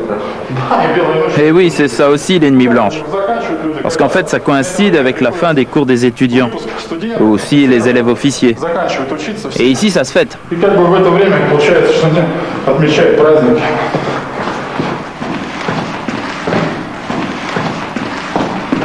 Il n'est qu'une heure du matin. Yuri n'est pas au bout de ses peines. À quelques pâtés de maisons de là, les touristes se pressent près du pont du Palais.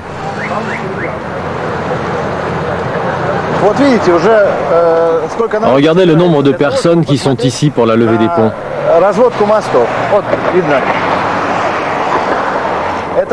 Il est 1 heure du matin et il y a plus de monde que dans la journée. Et regardez, les gens qui s'amusent. Dans 30 minutes, le pont du Palais s'ouvrira comme les 10 autres ponts levants de la ville. Saint-Pétersbourg sera alors coupé en deux jusqu'au petit matin. Alors on se dépêche pour rejoindre l'autre rive, pour aller festoyer ailleurs.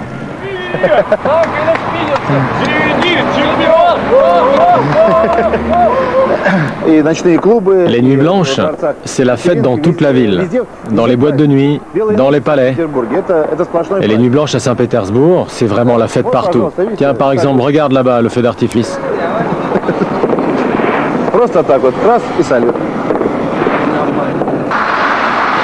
Sur le pont du Palais, toute circulation est maintenant interdite. Allez, plus vite, on court.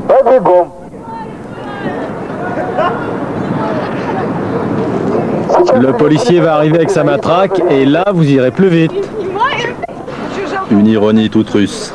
Ici, la police n'a pas très bonne réputation. C'est fermé, je vous dis, on ne passe plus. Allez, pour 50 roubles. Malheur aux retardataires qui habitent de l'autre côté, ils devront attendre 3 bonnes heures jusqu'à l'aube. Ça tombe bien, le russe, dit-on, est très patient.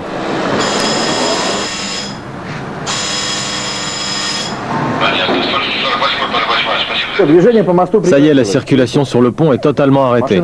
Il n'y a plus une voiture. On peut commencer à lever le pont.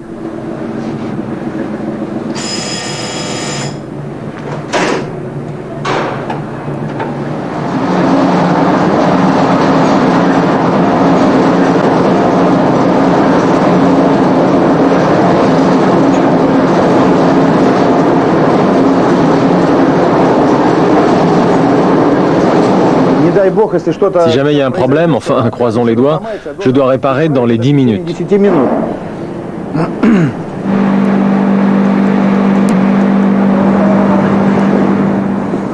Il faut comprendre que si jamais un navire est retardé d'1 journée, il y aura des sanctions, des amendes contre nous.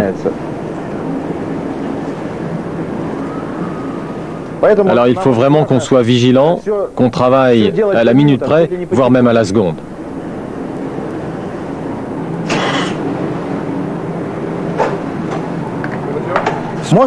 Ça y est, le pont est levé. J'allume la lumière verte pour faire passer les bateaux.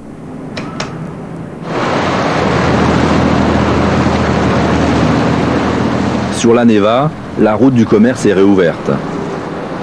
Pétrole, bois, minerais en tout genre, toute la richesse du pays qui s'exporte ici passe sous le pont de Sergueï. Tous les navires le franchissent pour gagner la mer Baltique puis l'Europe. Saint-Pétersbourg, c'est la fenêtre de la Russie sur l'Occident. Regardez, vous vous rendez compte tous les gens qui sont venus ici sur le pont ou là, en dessous, dans leur petit bateau, pour voir ce que moi j'ai fait? Je suis fier.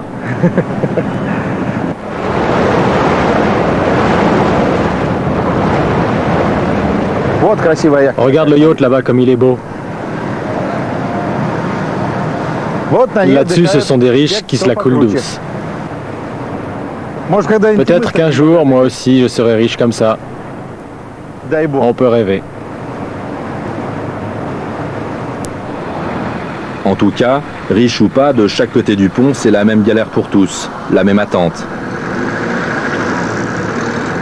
Ici le central, on a un appel, un appartement. Il faut leur apporter de l'aide. Ok, Alexei Ivanovitch, on y va, rue Sovietsky. La patrouille de Yuri, elle, est restée rive droite. C'est leur quartier, ils ont déjà suffisamment à faire de ce côté-là.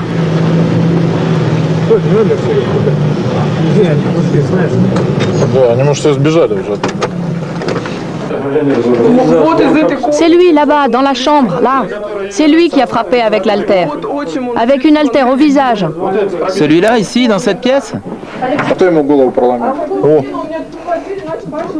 Eh bien, il t'est arrivé quoi, toi? Ils m'ont cogné. Un coup d'haltère, c'est ça? Ouais. Eh ben, c'est pas joli. Un règlement de compte ménager. L'appartement communautaire, une communalka, est bien trop exigu pour ces trois familles.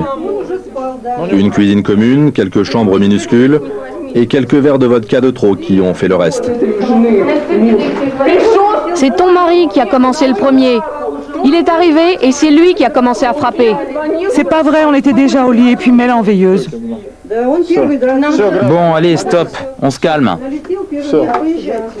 Tous ceux qui sont encore en vie viennent au commissariat pour déposer plainte.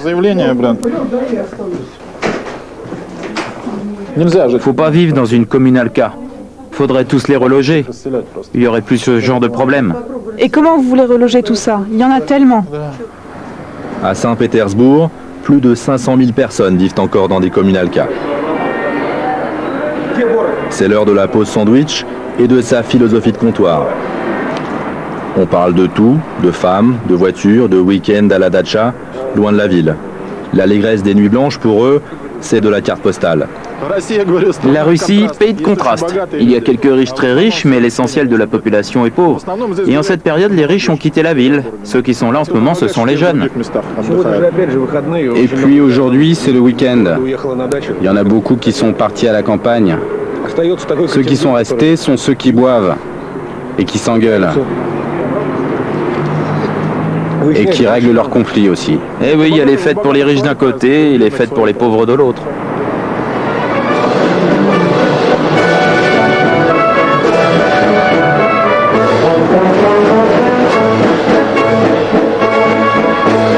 À Peterhof, les nouveaux bourgeois s'enivrent de vie rêvée dans leurs costumes d'apparat.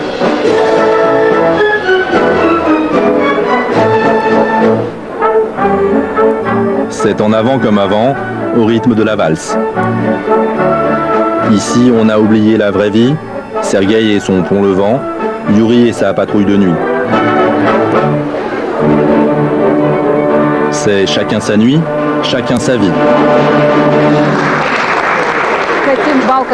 Nous voulions un bal de qualité, avec une atmosphère raffinée, des gens bien éduqués, des enfants bien nés.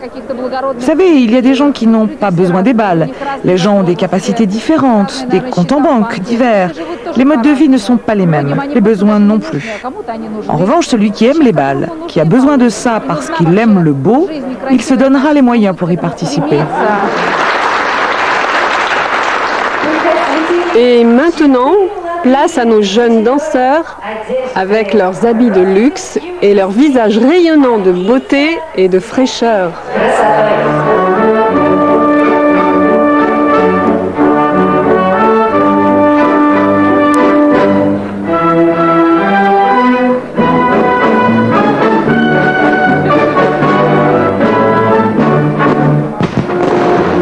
Et le moment que tous attendaient arrive enfin. Pour clore la soirée, Maria avait promis un feu d'artifice privé, une fontaine d'étincelles autour des grandes eaux du palais, pour ses fidèles. Maria veut éblouir, étourdir, tsarine d'une nuit.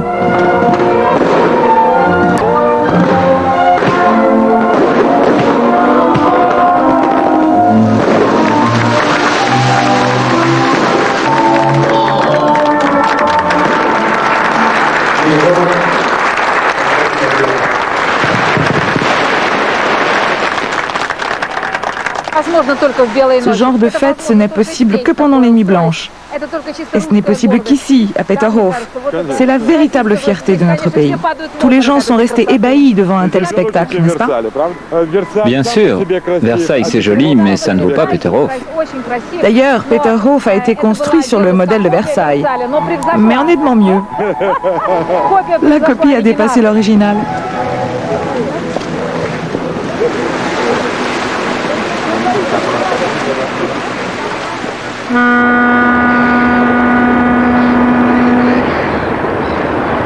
5 heures du matin. Les derniers navires franchissent les ponts de la Neva.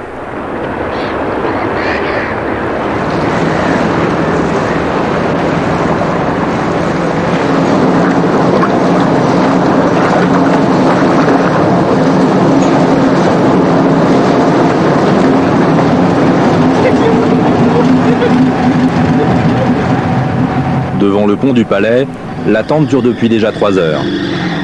De quoi exténuer même les plus patients.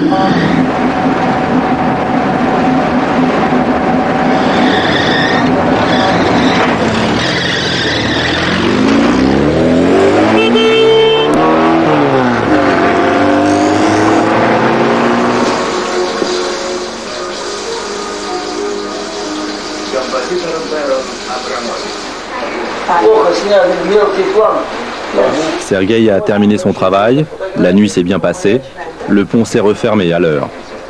Sergueï veille ainsi la moitié de l'année, quand le fleuve n'est pas gelé. Mais à 47 ans, ces nuits blanches de travailleurs lui semblent de plus en plus longues. Tous les mécaniciens, comme moi, qui ont travaillé 10, 15, 20 ans, ont des problèmes de santé, à cause de la pression artérielle qui chute. Ce rythme de travail abîme la santé. Ça casse notre horloge biologique. Et pourtant, vous continuez à travailler. Et qu'est-ce que je peux faire d'autre? Ce boulot, je m'y suis habitué, et je m'y suis même enraciné. Il y a même mon fils qui travaille ici. Et ici, on me respecte, on m'apprécie. Quel boulot veux-tu que je trouve ailleurs aujourd'hui?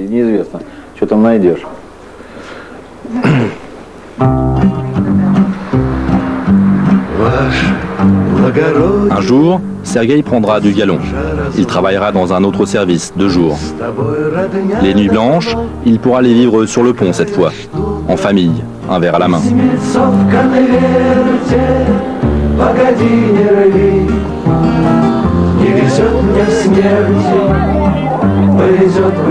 L'aube rattrape quelques attardés sur le pont. Une nuit blanche réussie. On en profite autant qu'on peut. À Saint-Pétersbourg, les nuits blanches ne durent jamais assez longtemps.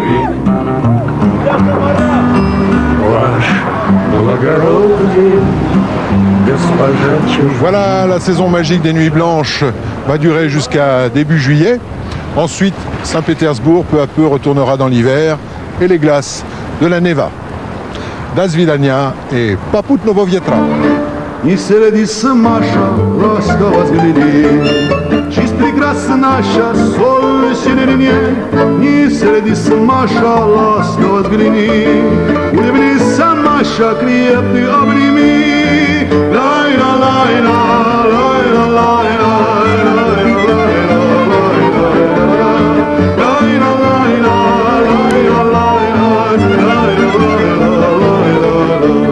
Солнце нам сияет, нам свет от сирен, птицы распевают песни средние. И средится Маша, ласково взгляни, улыбнись, Маша, крепкий обними.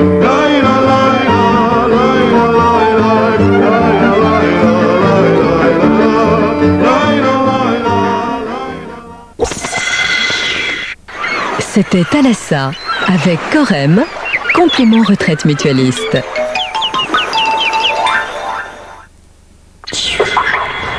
Bonsoir, je vous attends dans quelques instants pour Soir 3. Ségolène Royal en visite dans le Nord. Elle a été applaudie par les militants après ses propos sur la délinquance. L'armée américaine accusée une nouvelle fois de bavure en Irak. Et puis enfin une découverte exceptionnelle archéologique sur la trace des hommes préhistoriques il y a 27 000 ans. A tout de suite après la météo de Florence Klein.